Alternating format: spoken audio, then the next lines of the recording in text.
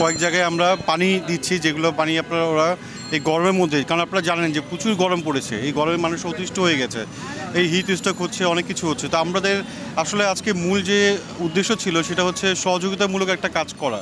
তো সেটা তো আর খালি হাতে করা যায় না। চিন্তা করেছি যে হ্যাঁ, এটা নিয়ে আমরা কিছু কাজ করে নিই। সেটা কাজের পাশাপাশি যেমন আপনারা জেনেছেন যে ঢাকা যুব উন্নয়ন প্রতিবারই ঈদের থেকে শুরু করে গত বছর ঈদে, এই বছর ঈদে, এর আগের বছর ঈদে আমরা সব করেছি। এবার রমজানের মধ্যে যেমন আমরা সেহরি আয়োজন করেছি, ইফতার আয়োজন করেছি, ঈদের মধ্যে আয়োজন করেছি, এভাবে আমরা কিন্তু সব সময় কাজ করে যাচ্ছি। তো এবার চিন্তা করেছি আমরা প্রচুর গরম পড়েছে, গরমের মধ্যে আমরা কিছু পানির ব্যবস্থা করে দিই। কয়েক জায়গায় আমরা পানির ব্যবস্থা করেছি যাতে মানুষের সব সময় এই পানির ব্যবস্থাটা চলতে থাকবে, যাতে তারা এই পানিটা খেতে পারে, যাতে তারা একটু শান্তি পায়।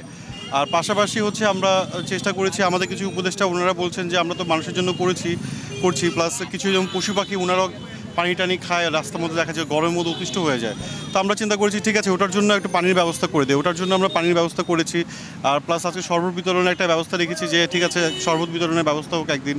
আর সঙ্গে ক্যাব ব্যবস্থা করেছি, যাতে করে ক্যাব দিয়ে মানুষের কিছুটা হলেও রোদের কারণে, যেমন ধরেন যারা দিন মজুর আছেন, যারা ডে বাই ডে কাজ করেন, তারা প্রচুর গরম অতিষ্ঠ হয়ে যায়। তো এই ক্যাবটা দিলে তাদের কিছুটা হলেও স্বস্তি আসবে, এটুকুই দেওয়া, আর কিছু না। আর বিশেষ করে আমাদের যে উদ্দেশ্য হচ্ছে সেটা হচ্ছে সহযোগিতামূলক বার্তা নিয়ে আসা মানুষের মাঝখানে, যে আপনারা সবাই একটু নিজেদের মধ্যে একটু সচেতনতা ফিরিয়ে আনেন, যে এই প্রচুর গরম পড়েছে, এর মধ্যে আপনারা নিজেদের যতটুকু সম্ভব হাইড্রেট রাখেন, নিজেদেরকে একটু তরল খাবার নিয়ে করেন, নিজেদেরকে সেভ করেন। কারণ যেভাবে হিট স্ট্রোক হচ্ছে, যেভাবে মানুষ অতিষ্ঠ হয়ে মারা যাচ্ছে, এটা খুবই দুঃখজনক। তো যাই হোক, এটা আল্লাহর ইচ্ছা, আল্লাহর কাছে আমরা সবাই দোয়া করবো যাতে আল্লাহ খুব সহজ করে দেয়, এবং আমাদেরকেও যাতে আল্লাহ আমাদের হেদায়েত দেয়, যাতে আমরা আরও এইভাবে সহযোগিতা কাজে আমরা ঢাকা যুব উন্নয়ন আমরা এগিয়ে আসতে পারি।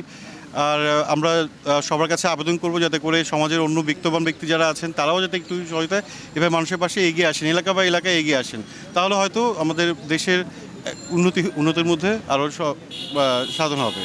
আসলে তীব্র গরমের ভিতরে আমরা ঢাকাশ্বরী যুব উন্নয়ন সামাজিক সংগঠন আমরা 3টি সেবামূলক জিনিস নিয়ে আমরা হাজির হয়েছি। প্রথম হচ্ছে আমরা বলতে চাই, আমরা আজকে বাংলাদেশে যেভাবে উদারতাভাবে যেভাবে মানুষের পাশে দাঁড়িয়েছে, তাদের সকলকে আমি ধন্যবাদ জানাতে চাই আমাদের ঢাকাশ্বরী যুব উন্নয়ন সামাজিক সংগঠনের পক্ষ থেকে। আসলেই যে জিনিসটা আমরা ঢাকাশ্বরী যুব উন্নয়ন সামাজিক সংগঠন চাচ্ছিলাম, সেই জিনিসটা হয়েছে।